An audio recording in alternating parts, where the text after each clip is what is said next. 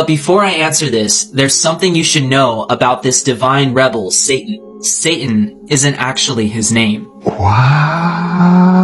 Satan is a Hebrew word that means the adversary, and it's used in the Bible to refer to many different people who were adversaries, such as enemy kings of Israel and even an angel following God's commands. The first time Satan is used in the Bible is in the book of Numbers. The angel of the Lord is standing in the way of Balaam as a Satan against him.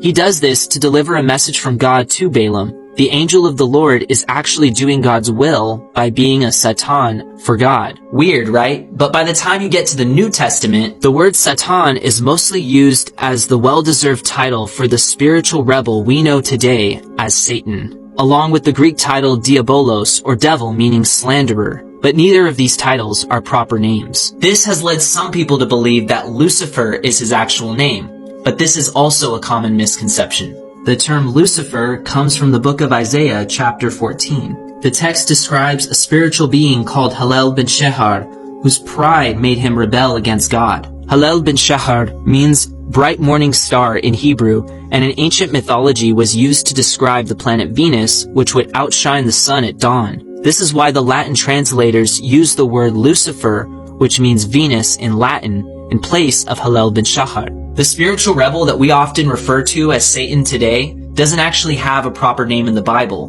which I think is actually fitting. A proper name would give him just a little bit too much honor that he doesn't deserve.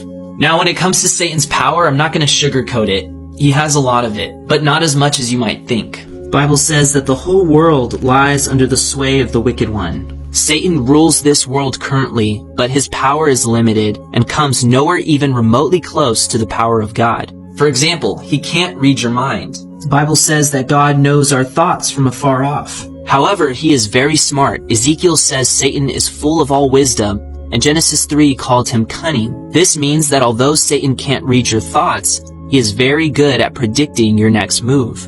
Another thing Satan can't do is be everywhere at once. The Bible says that the eyes of the Lord are in every place, keeping watch on the evil and the good. Satan wants to maximize the amount of evil he can inflict in the world, and he does this by influencing powerful people, which means unless you're the President of the United States or a billionaire watching this video, my guess is Satan himself probably won't ever visit you in your lifetime. However, you may encounter one of Satan's demons, but that's a topic for a future video. The Bible tells us we should fear God, not Satan, that when we submit to God, Satan and his demons will get away from us. Satan only has limited time on this earth before he is thrown in hell for eternity to be punished for all his evil deeds. He won't be the ruler of hell like many people think. He will be receiving eternal punishment.